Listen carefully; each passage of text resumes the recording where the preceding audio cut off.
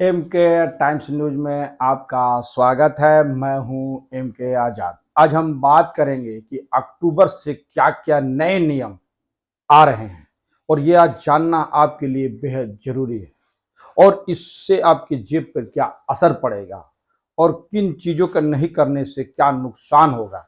इन तमाम चीज़ों को जानना बेहद जरूरी है।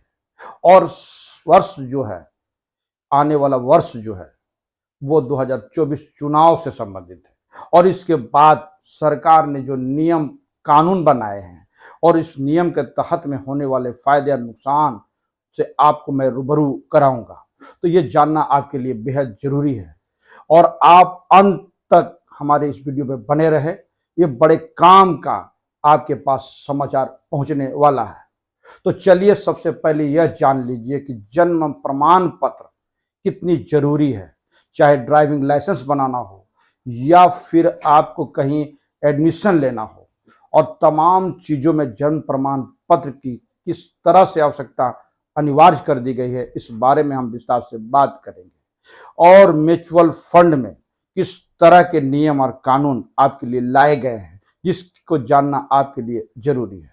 और तो और निश्चित तौर पर लघु बचत खाते पर किस तरह के नियम बनाए गए हैं और गूगल और फेसबुक इस पर किस तरह का टैक्स लगाए गए हैं, इन तमाम चीज़ों पर हम आपको बात करने वाले हैं। हम आपको ये भी बताएंगे कि आपके डेबिट कार्ड और क्रेडिट कार्ड में सरकार ने किस तरह के नियम लाए हैं और इससे कितना फायदा आपको होता हुआ दिखेगा। तो चलिए एक एक चीज को हम धीरे धीरे समझने की कोशिश करते हैं। 1 अक्टूबर से जन्म प्रमाण पत्र की कई बातों को प्रमाणित करने के लिए एक एकल दस्तावेज होगा। नए नियमों के मुताबिक जन्म और मृत्यु का रजिस्ट्रेशन अनिवार्य कर दिया गया है। 1 अक्टूबर से जन्म और मृत्यु पंजीकरण संशोधन अधिनियम 2023 को लागू हो रहा है। इस नियम के तहत जन्म और मृत्यु के लिए निबंधन कराना अनिवार्य हो जाएगा।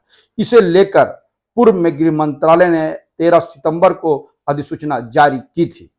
जन्म प्रमाण पत्र स्कूलों में प्रवेश, ड्राइविंग लाइसेंस जारी करने, मतदाता सूची तैयार करने, विवाह पंजीकरण, सरकारी रोजगार, सार्वजनिक क्षेत्रों के उपक्रम और पासपोर्ट आधार नंबर जारी करने सहित विभिन्न प्रक्रियाओं के लिए यह अहम साबित होने वाला है। तो समझ गए हैं कि किस तरह से जन्म प्रमाण पत्र, सब कुछ समझ चुके हैं कि 1 अक्टूबर से जन्म प्रमाण पत्र और मृत्यु का रजिस्ट्रेशन कितना ज्यादा महत्वपूर्ण है और जन्म प्रमाण पत्र से आपको क्या क्या फायदे होते हुए दिखेंगे। चलिए हम आगे बढ़ते। तो चलिए हम आज बात करते हैं लघु बचत खाते सरकार के नियम के बारे में। Public provident fund PPF, Sukanya Samriddhi Yojana, post office में डिपॉजिट और अन्य छोटी बचत योजनाओं के निवेशकों को सितंबर महीने के अंत तक पोस्ट ऑफिस या ब्रांच में अपना आधार नंबर और पैन नंबर जमा करना अनिवार्य था। ऐसा करने से चूकने वाले के बचत खाते निवेश को फ्रीज किया जा सकता है। पीपीएफ, एसएसवाई, वरिष्ठ नागरिक बचत योजना और छोटी बचत योजनाओं में निवेश करने के लिए पैन और आधार अनिवार्य है। वित्त मंत्रालय ने 31 मार्च 2023 को इस संबंध में अधिसूचना जारी की थी। तो आप समझ गए कि लघु बचत खातों के लिए पैन और आधार कितना जरूरी हो गया है। चलिए हम आगे बढ़ते हैं। तो चलिए हम बात करते हैं डेबिट और क्रेडिट कार्ड के नए नियम क्या है। भारतीय रिजर्व बैंक ने 1 अक्टूबर से डेबिट कार्ड, क्रेडिट कार्ड या प्रीपेड कार्ड के लिए अपना नेटवर्क प्रोवाइडर चुनने का विकल्प देने का निर्देश लागू किया है। फिलहाल अब आप डेबिट या क्रेडिट कार्ड के लिए आवेदन करते हैं तो नेटवर्क प्रदाता आम तौर पर कार्ड जारीकर्ता के लिए निर्धारण तो नेटवर्क प्रदाता आमतौर पर कार्ड जारीकर्ता के जरिए निर्धारित किया जाता है। कार्ड जारीकर्ता, तो चलिए मैं आपको आगे ले चलता हूं। भारतीय रिजर्व बैंक आरबीआई ने 1 अक्टूबर से डेबिट कार्ड, क्रेडिट कार्ड या प्रीपेड कार्ड के लिए अपना नेटवर्क प्रोवाइडर चुनने का विकल्प देने का निर्देश लागू किया है। फिलहाल जब आप क्रेडिट या डेबिट कार्ड के लिए आवेदन करते हैं तो नेटवर्क प्रदाता आमतौर पर कार्ड जारीकर्ता के जरिए निर्धारित किया जाता है। कार्ड जारीकर्ता अपने पात्र ग्राहकों को कई कार्ड नेटवर्क में से किसी एक को चुनने का विकल्प देंगे। इस विकल्प का उपयोग कार्ड जारी होने के समय या उसके बाद ग्राहक किसी भी समय कर सकते हैं। टीसीएस के जुड़े हुए नियम के बारे में आपको जानना बेहद जरूरी है। क्रेडिट कार्ड पर 7 लाख रुपए से अधिक के विदेशी खर्च पर 1 अक्टूबर से 20% का टीसीएस लगेगा। अगर इस तरह का खर्च चिकित्सा या शैक्षणिक उद्देश्यों के लिए किया जाता है तो टीसीएस 5% ही लगाया जाएगा। विदेशों में शिक्षा के लिए ऋण लेने वालों के लिए 7 लाख रुपए की सीमा से ऊपर 0.5% दर से टीसीएस देना होगा। और कार्ड जो है, कार्ड टोकनाइजेशन का, तो अब चलते हैं, आपको बताते हैं कि कार्ड टोकनाइजेशन क्या है। 1 अक्टूबर 2022 से देश में डेबिट और क्रेडिट कार्ड के मामले में टोकनाइजेशन सिस्टम लागू होने वाला है। इसके बाद कोई भी ई कॉमर्स वेबसाइट या फिर पेमेंट गेटवे आपके कार्ड की जानकारी स्टोर करके नहीं रखा जाएगा। टोकनाइजेशन के तहत क्रेडिट और डेबिट कार्ड के विवरण को टोकन नाम एक वैकल्पिक कोड में बदला जाता है। आरबीआई इससे पहले कई बार अपने इसे बढ़ाने की समय सीमा बढ़ा चुका है। अभी भी ई कॉमर्स वेबसाइट पर खरीदारी के लिए लेनदेन को प्रमाणित करने के लिए कार्ड की सीवीसी और ओटीपी वन टाइम पासवर्ड को डालने की आवश्यकता होती है, क्योंकि बाकी कार्ड डिटेल्स पहले से स्टोर होती है। लेकिन नए नियम लागू होने के बाद ग्राहक अपने बैंकों से ऑनलाइन व्यापार के कार्ड विवरण के स्थान पर यह लागू कर सकता है। तो यह हो गया डेबिट और क्रेडिट कार्ड से संबंधित जो भी नियम सरकार के पास आए हैं, और इसे जानना आपके लिए बेहद जरूरी था। आगे बढ़ते चले जाइए म्यूचुअल फंड के संबंध में, क्योंकि बहुत ज्यादा लोग जो मध्य वर्गीय लोग हैं इस वक्त में म्यूचुअल फंड के तरफ ज्यादा से ज्यादा मुतासिर होते हुए दिखते हैं। तो इसमें सरकार ने क्या नियम बनाए हैं यह भी आपके लिए जानना बेहद जरूरी है। तो चलिए हम आपको आगे ले चलते हैं। 1 अक्टूबर या उसके बाद म्यूचुअल फंड में निवेश करने वाले लोगों के लिए नॉमिनेशन डिटेल्स देना जरूरी हो गया है। ऐसा नहीं करने वाले निवेशकों को एक डिक्लेरेशन भरना होगा। डिक्लेरेशन में नॉमिनेशन की सुविधा नहीं लेने की घोषणा करनी होगी। म्यूचुअल फंड कंपनियों को सरकार की ओर से दिए गए दिशा निर्देशों में साफ कहा गया है कि कंपनियों को निवेशकों को नॉमिनेशन भरने के लिए फिजिकल या डिजिटल दोनों विकल्पों को देना होगा। फिजिकल विकल्प में निवेशकों को फॉर्म भरकर सिग्नेचर करने होंगे, जबकि डिजिटल विकल्प में निवेशकों को ई साइन करना होगा। तो ये है हमारे म्यूचुअल फंड के नियम और कानून में बदलाव।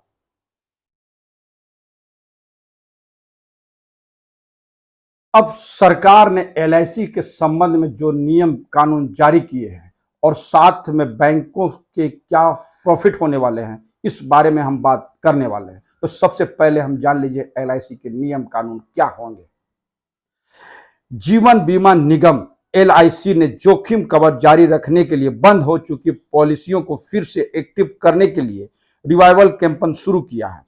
लैप्स हो चुकी इंश्योरेंस पॉलिसी के लिए 1 सितंबर से अक्टूबर तक कैंपेन चलेगा, जिससे बंद हो चुकी पॉलिसी को फिर से एक्टिव कराया जा सकेगा और ग्राहकों को लेट फीस की छूट भी दी गई है।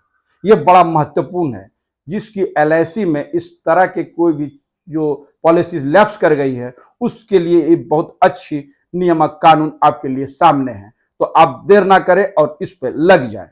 अब चलिए इंडियन बैंक स्पेशल एफडी में मोटा रिटर्न मिलेगा। इंडियन बैंक की वेबसाइट के अनुसार सार्वजनिक क्षेत्र के बैंक इंडियन बैंक ने हाई ब्याज दरों के साथ साथ इंड सुपर 400 और इंड सुप्रीम 300 दिन स्पेशल एफडी स्कीम के तहत 31 अक्टूबर 2023 को बढ़ा दी गई है। बात है एसबीआई को लेकर। एसबीआई ऑटो लोन पर प्रोसेसिंग फीस माफ कर दिए गए हैं। एसबीआई फेस्टिवल सीजन ऑफर के तहत ऑटो लोन लेने वाले ग्राहकों को कोई प्रोसेसिंग फीस भुगतान नहीं करना होगा। एसबीआई के यह ऑफर पूरे फेस्टिवल सीजन और नए साल की शुरुआत तक यानी जनवरी 2024 तक जारी रहेगा। एसबीआई कार लोन पर 8.80% यानी 8.80% से लेकर 9.70% के बीच ब्याज दर लागू करता है। यह दर आईसी स्टोर, क्रेडिट, सिविल स्कोर के आधार पर अलग अलग हो सकती है। तो यह है आपकी एसबीआई का ऑटो लोन के संबंध में जानकारी। चलिए सोशल साइट गूगल और फेसबुक के बारे में। जी गूगल और फेसबुक, चलिए अब हम आगे बढ़ते हैं। गूगल और फेसबुक के बारे में आपको बताते हैं कि 1 अक्टूबर से इस पे किस तरह का टैक्स लगने वाले हैं। विदेशी ऑनलाइन सूचना और डेटाबेस एक्सेस रिट्रीवल सर्विस यानी OIDAR सर्विसेज देने वाली कंपनियां जैसे फेसबुक, एक्स, गूगल के साथ ही बड़ी संख्या में एडटेक कंपनी को 1 अक्टूबर से IGST के दायरे में लाया जा रहा है। इन कंपनियों को मिलने वाली छूट 1 अक्टूबर से समाप्त होगी। ऐसे में इन कंपनियों को 18% तक का एकीकृत वस्तु एवं वस्तु कर IGST चुकाना पड़ सकता है। इस पर अंतिम निर्णय 7 अक्टूबर को होने वाली जीएसटी काउंसिल के बैठक में लिया जा सकता है। तो आप जिस चीज का इस्तेमाल सोशल मीडिया पे कर रहे हैं उस पर भी सरकार किस तरह का टैक्स लगाने वाली है, आप इसको जान लीजिए। पेट्रोलियम पदार्थों की कीमतों पर, पेट्रोलियम पदार्थों की कीमत में किस तरह के बदलाव होंगे, इसको भी जानना आपके लिए बेहद जरूरी है। पेट्रोल, डीजल, एलपीजी, सीएनजी और पीएनजी की कीमतों को तेल और गैस कंपनियां समय समय पर समीक्षा करते रहती हैं। हर महीने की पहली तारीख को एयरफुल की कीमतों में एक बदलाव होता है। ऐसे में अक्टूबर में पेट्रोल पदार्थों की कीमतों पर बदलाव का ऐलान हो सकता है और दूसरे इसी तरह के चीजों में बदलाव हो सकते हैं। दूसरी अहम बात बैंक से है। 30 नवंबर 2023 तक 2000 के नोट बदले जाने थे। ऐसे में 1 अक्टूबर से इन नोटों को रखने वालों को परेशानी हो सकती थी। हालांकि अब आरबीआई ने 2000 के नोट बदलने की आखिरी तिथि बढ़ाकर 7 अक्टूबर तक कर दी है। 7 अक्टूबर के बाद रुपये के नोटों को बदलने के लिए सीधे आरबीआई का रुख करना होगा, क्योंकि स्थानीय बैंकों में इसे बदलने की समय सीमा खत्म होगी। यानी 30 सितंबर तक जो 2000 का नोट बदले जाने थे उसे 7 अक्टूबर तक बदला जा सकता है। उसके बाद अगर यदि आप नहीं कर सकते तो फिर आपको आरबीआई की तरफ रुख करना होगा। इसलिए जिसके पास भी 2000 के नोट बदलने बच गए हैं वो जाकर इसे जरूर बदल लें। हमारे ये वीडियोज आपको कैसा लगा ये अपने कमेंट्स बॉक्स में जरूर कमेंट्स करें, और जिन्होंने अभी तक हमारे न्यूज को सब्सक्राइब नहीं किया उसे निवेदन है कि सब्सक्राइब जरूर कर दे। नमस्कार।